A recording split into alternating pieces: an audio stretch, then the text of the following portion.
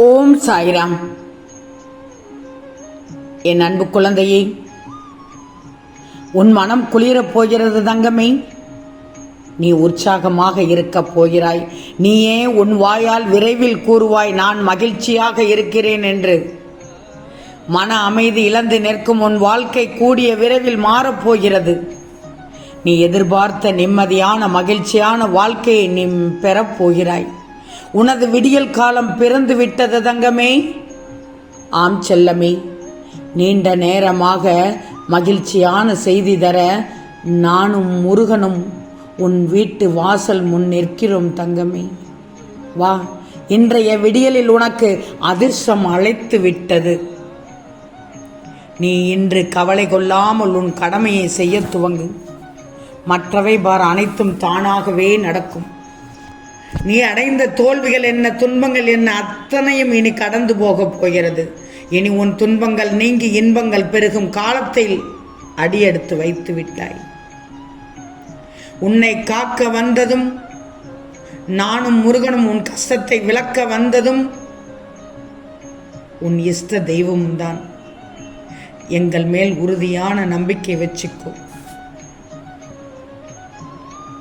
நாங்கள் உனக்கு துணையாக இருக்கிறோம் என்று கவலைப்படாமல் இரு, நம்பிக்கையோடு இரு. எல்லோரும் உன் உள்ளத்தை காயப்படுத்தும் விதத்தில் நடந்து செல்கிறார்களே என்று மட்டும் வருந்தாதே. அப்படிப்பட்டவர்களிடமிருந்து நீ சற்று விலகி இருப்பது நல்லது. உன் வழிகள் எவ்வளவு இருந்தாலும் அதை நான் விலக்கி வைத்து விடுவேன். கவலைப்படாதே தங்கமே, கவலைப்படாதே.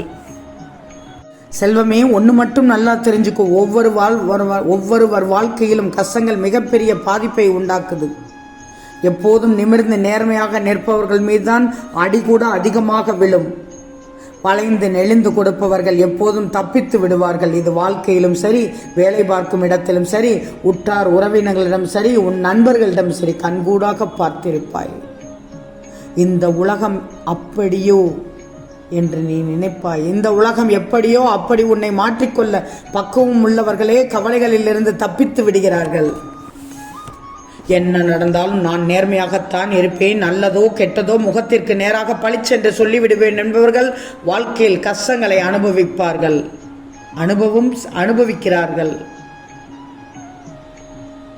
அவர்கள் நெஞ்சை நிமிர்த்தி கொண்டு சொல்வார்கள், நீ இப்படி செய்யாதே, அப்படி செய்யாதே, நீ செய்தது தவறு, இதையெல்லாம் ஏன் தட்டி கேட்கவில்லை, நீயாக சரி என்று சொல்லிவிடுவதா என்று உன்னை விரட்டுவார்கள்.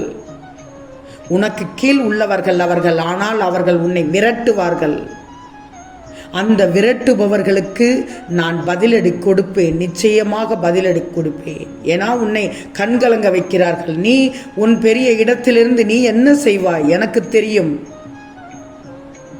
உன்மேல் அதிகாரிகளிடம் நீ கைகட்டி நிற்கத்தான் வேண்டும். அவர்கள் சொல்வதை நீ கேட்டுத்தான் ஆக வேண்டும். ஓரிடத்தில் வேலை பார்ப்பது என்று அவ்வளவு சுலபம் அல்ல தங்கமே. அவர்கள் வாழ்க்கையில் கஷ்டங்களை அனுபவிப்பார்கள். கெட்ட பெயர்களை வாங்கி விடுகிறார்கள். ஆனால் அது அவர்களுக்கு தவறு என்று தெரியவில்லை, உணரவில்லை, புரியவில்லை, பக்குவம் இல்லை. ஆனால் வீரப்பாக பேசுவார்கள், உன்னிடம் வீரப்பாக விரட்டுவார்கள். உனக்கு ஒரு சில விஷயங்கள் புரியாமல் இருப்பதனால்தான் நீ கஷ்டங்களை அனுபவிக்கிறாய். அவர்கள் முன் அவர்களை எதிர்த்துத்தான் பேசிப்பாரேன், அடங்கி விட்டு வராதே. தன்னடக்கம் வேண்டும், இல்லை என்று சொல்லவில்லை. அவர்களிடம் அடங்கி போக வேண்டும் என்ற தலையெழுத்து கிடையாது. கண்மணியே, 1000 கஷ்டங்கள் வரட்டும், 1000 தோல்விகள் வரட்டும், எதுவுமே இல்லாமல் அனாதையாக நிற்கட்டும், கவலைப்படக்கூடாது. தன்னம்பிக்கை உள்ளவர்களே தலை நிமிர்ந்து வாழ தகுதியானவர்கள் என்பதை உணர்ந்துக்கோ. இன்று நீ வாழ உனக்கு உயிர் இருக்கிறது. எவ்வளவு பெரிய பிரச்சனை வந்தாலும் உன்னால் சமாளிக்க முடியும் என்ற தன்னம்பிக்கை இருக்கிறது உனக்கு. அது உனக்கு மிகப்பெரிய சொத்து. அதை தொடர்ந்து வளர்த்துக்கொள். உன்னை மீறி என்ன நடந்துவிடும் என்று உனக்கு நீயே ஆறுதல் சொல்ல பழகிக்கோ. உனக்கு நிச்சயம் அதனால் மனவலியே இருக்காது. கஷ்டப்படக்கூடிய ஒவ்வொரு சாய் பக்தர்களும் இதை செய்து பாருங்கள். நான் சொல்லும் அறிவுரைப்படி நடந்து கொள்ளுங்கள். நீயாகவே மனம் விட்டு பேசிக்கோ. தீர்க்க முடியாத பிரச்சனை என்று இந்த உலகத்தில் கிடையவே கிடையாது. இது நாங்கள் உனக்கு கொடுத்திருக்கும் இந்த அவசர செய்தி, அதாவது அவசர அறிவுரை இன்றைய சூழலுக்கு உனக்கு கை கொடுக்கும். நீ மாறு, நன்றாக இருப்பாய். எனக்கு மட்டும் ஏன் அடுத்தடுத்து இத்தனை பிரச்சனைகள் என்று மனம் தளராதே. பிரச்சனைகள் வருவதே உன்னை வலிமை பெறச் செய்யத்தான் என்ற ஞாபகம் வச்சுக்கோ. பிரச்சனைகளை கண்டு ஓடி ஒளிந்தால் அது தீர்ந்து விடுமா? அதை தைரியமாக எதிர்கொண்டால் தான் அதுவே வந்த சுவடு தெரியாமல் போய்விடும். இதை எப்படி சமாளிப்பது என்று நீயே யோசித்துக் கொண்டிருந்தால் நிச்சயம் நீ தைரியத்தை இழந்து விடுவாய். மனம் தடுமாறிவிடும் தங்கமே.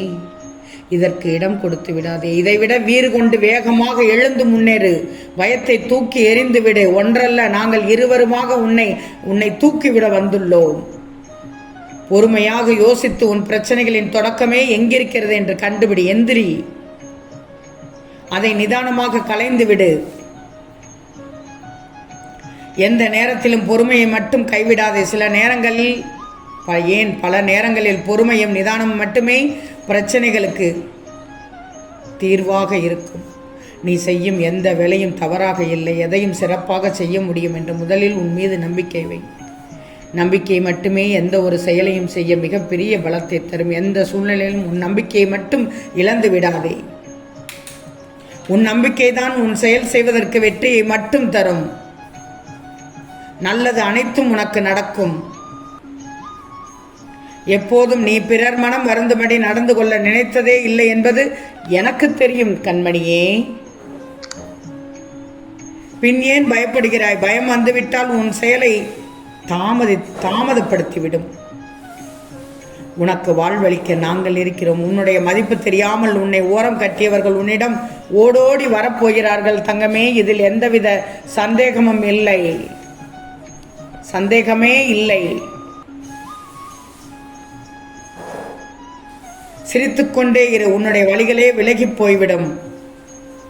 என் பேச்சை நீ கேட்டு நடந்து கொள். பின்பார் உன் வாழ்க்கையில் வரும் ஆனந்த மாற்றத்தை.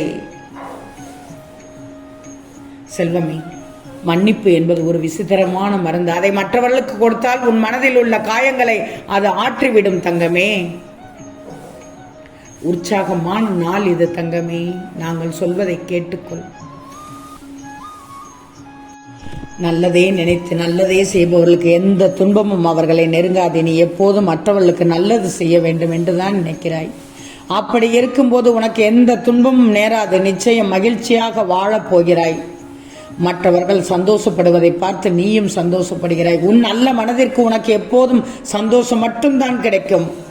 மகிழ்ச்சியாக இருந்து உன் வாழ்க்கையை சந்தோஷமாக வாழப்போகிறாய். உன் மகிழ்ச்சிக்கு நாங்கள் பொறுப்பு. உன் கவலைகளை மறந்துவிடு. யாரை பற்றி நினைத்தும் வருத்தப்படாதே. உன்னை பற்றியும் உன் குடும்பத்தை பற்றி மட்டுமே யோசி. உன் எதிர்காலம் சிறப்பாக அமையும் என்பதை மட்டும் மறந்து விடாதே. ஆம் செல்லமே, நிச்சயம் நடக்கும். நல்லது நடக்கும்.